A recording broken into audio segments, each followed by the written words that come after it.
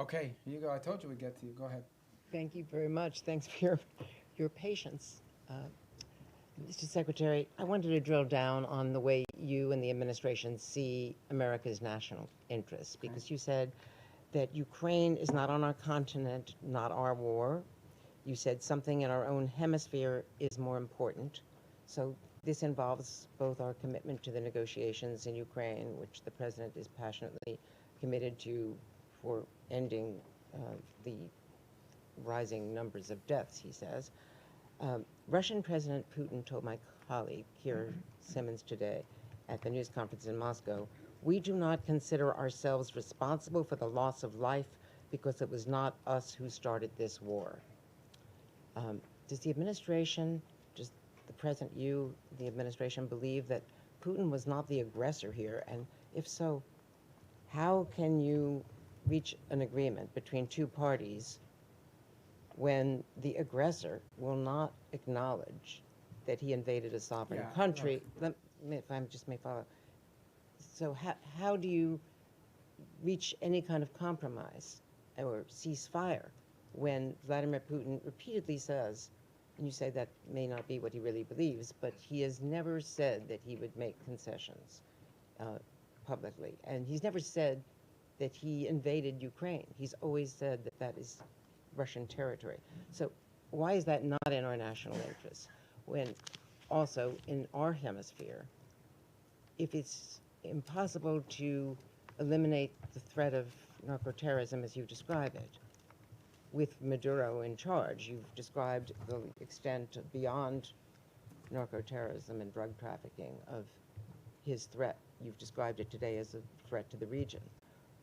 Doesn't that mean there will have to be regime change? And is it in America's national interest to get involved in regime change in our hemisphere, given what's happened before? And why is Maduro this overriding, I mean, he is an overriding threat by all acknowledgement, but why is the former president of Honduras not a regional threat, who was personally involved in hundreds of tons? All right. So let me take the second one for the first one. On the president of Honduras, I'm not involved in the pardon process, which is what that was. He's no longer in office.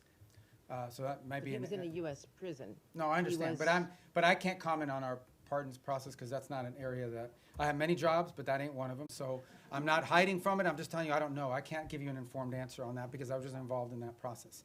As far as the question of Maduro and his impediment, look, I've just made the observation that it's hard to make a deal with someone. Everybody says we should go to negotiation. All I'm observing, I'm just saying all I'm observing is he's never kept any of the deals he's made in the past, which makes it difficult to consider making one in the future.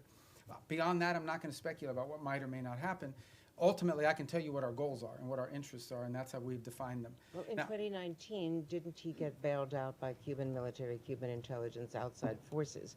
And so ultimately, with this blockade, is this partly, yes, Maduro, but partly to get at Cuba and Iran and the recipients of this sanctioned oil? This action on the boats, these are sanctioned, but these are enforcement actions.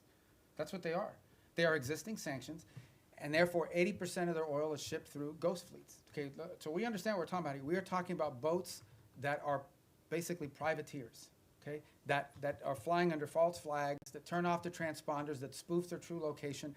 They are hired to evade sanctions. We are simply enforcing sanctions. Every one of these has a court order attached to it. We go to a judge, the judge issues the warrant, we're executing. These are enforcement actions.